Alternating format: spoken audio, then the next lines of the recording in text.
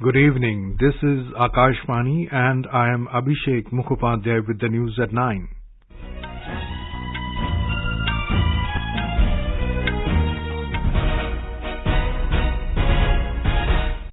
The headlines. Prime Minister Narendra Modi asks government servants to increase people's faith in the system. 3-day G20 Development Ministers meeting begins in Varanasi. IMD advises total suspension of fishing operations in Arabian Sea till Thursday in view of extremely severe cyclonic storm.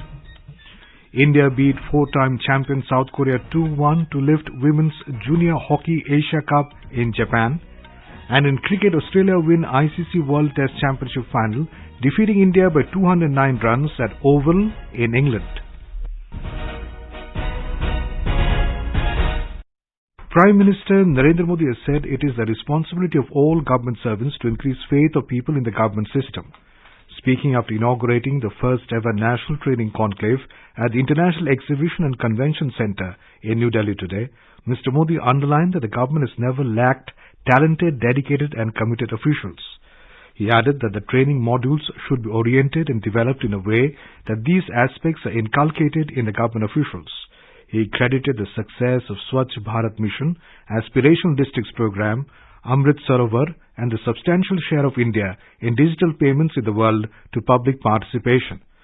Mr. Modi said the I Got Karma Yogi platform has brought about a level playing field as it provides opportunities to everyone for training.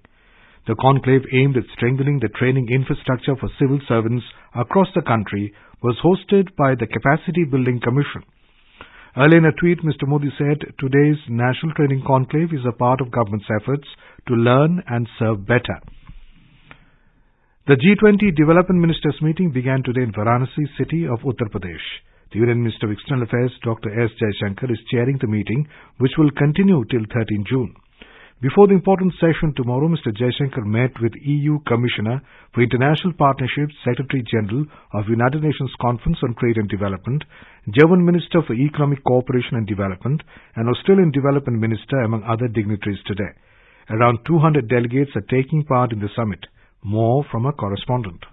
Just after their arrival at Kashi, the delegates went to see the famous Ganga Aarti on river cruise. The state government has also hosted a dinner for them tonight, in which the Chief Minister Yogi Adityanath will also be present. There are arrangements of cultural night for the entertainment of delegates to show them a glimpse of the spiritual and religious importance of the holy city. The delegates will also be taken to Sarnath. The whole Varanasi city is decked up for the event, and administration has changed the whole picture of the city by decorating it with beautiful gardens, sculptures and lighting as well as ornamental towers, increasing its beauty manifold. Sushil Chandra Tiwari, Akashvani News, Varanasi. A 3-day G20 Digital Economy Working Group DEWG conference will be organized in Pune from tomorrow on digital security. The Secretary of the Union Ministry of Electronics and Information Technology, Alkesh Kumar Sharma, informed the official media in Pune today that 3 major issues of digital public infrastructure, security in digital public economy, and digital skills will be discussed in this meeting. The conference of G20 countries will be inaugurated by Minister of State for Electronic and Information Technology, Rajiv Chandrasekhar. Union Home Minister Amit Shah today said Centre has allocated 2,47,000 crore rupees for the development of Tamil Nadu. Addressing a public meeting at Vellore in Tamil Nadu, the BJP leader listed out various development projects carried out by the central government in the state. पिछले 9 वर्षों में तमिलनाडु के अंदर 2,352 kilometre national highway पूरा किया है और 3,719 kilometre नए प्रकल्प दिए हैं। चेन्नई मेट्रो फेज 1 और फेज 2 के लिए 72,000 करोड़ रुपया देने का काम किया है। 1,000 करोड़ की नवेली लिग्नाइट योजना भारत सरकार ने शुरू की है। He said NDA government recognized the richness of ancient Tamil language and allowed the candidates of NEET examination to write in Tamil. Earlier in the day, Mr. Shah spoke to the party functionaries and also met prominent members of the society in Chennai. The foundation stone for the modernization and upgradation of the Cochin fishing harbour was laid at a function held at Wellington Island in Kochi today. Union Minister for Fisheries, Animal Husbandry and Dairying, Parsuttam Rupala, and Union Minister of Ports, Shipping and Waterways, Sarvananda Sonowal, who joined him online, jointly laid the foundation stone for the project. It will be completed at a cost of 169 crore rupees. Speaking on the occasion, Mr. Rupala said fisheries sector can contribute immensely to the food security of the nation. Addressing the event, Union Minister Sarvananda Sonowal said modernization of the Cochin fishing harbour, expected to be completed next year, will boost exports of fish and fish products to the tune of 1,500 crore rupees per annum. The 53rd Director General Level Border Coordination Conference between India's Border Security Force BSF and Border Guard of Bangladesh BGB began in New Delhi today. The 4-day conference has been organized to discuss the border-related issues and better coordination between both border guarding forces.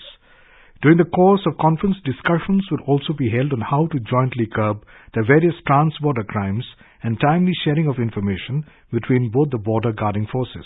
The last BSF BGB coordination conference was held at Dhaka in 2022.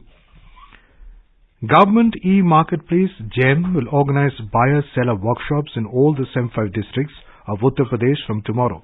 These workshops aim to enhance the understanding of GEM's functionalities among buyers and sellers in the state, as well as provide a platform to address any queries or concerns. The workshop will continue to the 31st of August this year. GEM is an online platform for the procurement of goods and services by government departments, public sector units and other agencies. Commerce and Industry Ministry said the buyer-seller workshops are a significant step towards ensuring accessibility and participation from every corner of the state. Continuing their buying stance, foreign investors pumped in nearly 10,000 crore rupees into the Indian equities market in the first 2 weeks of June. As per the depository's data, the foreign portfolio investors, FPIs, invested a net sum of 9,788 crore rupees in the Indian equities during the 1st to the 9th of June period.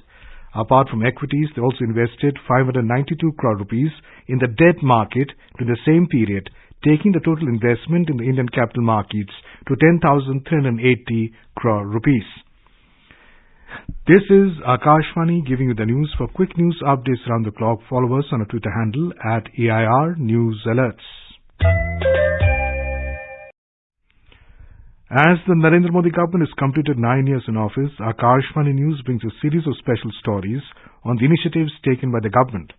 Today we will take a look at Pradhan Mantri Jan Yojana, which benefits more than 12 crore families. Prime Minister Narendra Modi on September 23, 2018 launched the world's largest health insurance scheme, Pradhan Mantri Jan Yojana, from Ranchi in Jharkhand. देश के 50 करोड़ से ज्यादा भाई बहनों को 5 लाख रुपए तक का हेल्थ इंश्योरेंस देने वाली ये दुनिया की अपनी तरह की सबसे बड़ी योजना है। अस्पताल में भर्ती होने के अलावा जरूरी जांच, दवाई, भर्ती से पहले का खर्च और इलाज पूरा होने तक का खर्च शामिल है। The Pradhan Mantri Jan Yojana or PMJyojana under Ayushman Bharat provides cashless health cover of rupees 5 lakh per family per year for hospitalization to more than 12 crore poor and vulnerable families. The families covered under this scheme have been included on the basis of occupational criteria of Socio-Economic Caste Census 2011. PMJyojana also included the beneficiaries of the then existing Rashtriya Swasthya Bima Yojana, which were not present in the SECC 2011 database. Free treatment of 1,300 diseases including serious diseases like cancer and heart disease is possible under this scheme in public and private empaneled hospitals over India. So far, more than 4 crore people have got their treatment done under this scheme. The objective of PMJyojana is to help reduce the expenditure on medical treatment of the poor. A 24/7 helpline number 14555 is available to get information or assistance about the scheme. Shilpi, Akashvani News, Ranchi. Union Minister of Health and Family Welfare Mansukh Mandavia today reviewed the performance of AIIMS Hospital at AIIMS Rajkot currently has an OPD which is already working. Along with the education work, the indoor hospital with 150 beds will be operational in August and 250 beds in September. 16 Indian crew members of cargo vessel oil tanker MT Heroic Eden, who were in detention for over 9 months in Equatorial Guinea and Nigeria, have returned to India of government's negotiations with Nigerian authorities.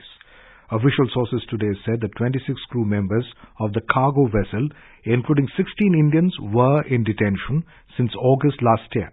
Official sources said after lengthy negotiations, all charges against the crew were dropped and the ship was released after paying the fines. At least 25 people were killed and more than 140 injured as heavy rain and thunderstorms hit several parts of Pakistan's Khyber Pakhtunkhwa and Punjab yesterday. As per the Provincial Disaster Management Authority, people were killed in rain-related incidents in KP's Banu, Dera Ismail Khan, Karak, Lucky, Marwat. At least 69 houses were partially damaged by the rain. Several flights were diverted and delayed in Islamabad and Lahore due to bad weather yesterday. The extremely severe cyclonic storm Biparjoy over east-central Arabian Sea moved nearly north-northeastwards with a speed of 10 kilometers per hour. It is very likely to move nearly northwards till Wednesday morning. Sea conditions are likely to be rough to very rough till Wednesday evening and high to phenomenal thereafter till Thursday noon along and off Saurashtra and Kutch coasts. The Meteorological Department has warned of very heavy rainfall and strong winds in the coastal areas of Karnataka, Goa and Maharashtra due to the impact of severe cyclone Biparjoy storm over east-central Arabian Sea. IMD has urged for total suspension of fishing operations over east-central, adjoining west, central and northeast Arabian Sea till Thursday. Those out at sea are advised to return to the coast. Storm surge of about 2 to 3 meters above the astronomical tide is likely to inundate the low-lying areas of Kutch, Dwarka, Porbandar, Jamnagar and Morbi districts to the time of landfall. Damage expected over Kutch, Dwarka, Porbandar, Jamnagar, Morbi, Junagadh and Rajkot districts of Gujarat on Thursday. India defeated 4-time champion South Korea 2-1 to win the first Women's Junior Hockey Asia Cup in Kakamigahara, Japan today. After a scoreless first quarter, India got things moving with Anu's penalty corner goal in the 22nd minute. South Korea equalized 3 minutes later with Park Seo-yeon scoring. In the 41st minute, however, Neelam shot strongly to the bottom right of the South Korean custodian to make it 2-1. To secure the deal, the Indian defence held on to a slim lead in the third quarter. Prime Minister Narendra Modi has congratulated Indian women's team on winning the 2023 Women's Hockey Junior Asia Cup. In a tweet, Mr. Modi said the team has shown immense perseverance, talent and teamwork and have made India very proud. Union Sports Minister Anurag Singh Thakur has also greeted Indian women's team for winning the first ever Women's Junior Hockey Asia Cup title. In cricket, Australia defeated India by 209 runs in the World Test Championship final at Oval in England today. Chasing a target of 444 runs, Indian batting folded up at a modest total of 234 runs after resuming the innings on day 5 of the match at 164 for 3. India started the final day with 280 runs to win and 7 wickets in hand. In tennis, the match between Novak Djokovic and Casper Ruud for the French Open men's singles title is underway at the Roland Garros, Paris. Novak Djokovic has won the first 2 sets 7-6, 6-3 against Ruud when reports last came in. The Squash World Cup Championships will begin in Chennai from the 13th to the 17th of this month. India will participate along with Hong Kong, Japan, Malaysia, Egypt, South Africa, Australia, Colombia in the tournament. And now, before we end the bulletin, the headlines once again. Prime Minister Narendra Modi asked government servants to increase people's faith in the system. 3-day G20 Development Ministers meeting begins in Varanasi. IMD advises total suspension of fishing operations in Arabian Sea till Thursday in view of extremely severe cyclonic storm. India beat 4-time champion South Korea 2-1 to lift Women's Junior Hockey Asia Cup in Japan. And in cricket, Australia win ICC World Test Championship final, defeating India by 209 runs at Oval in England. And for details of these stories and more, log on to our website www.newsonair.gov.in and News on AIR app. And that is all in the news at 9. Good night.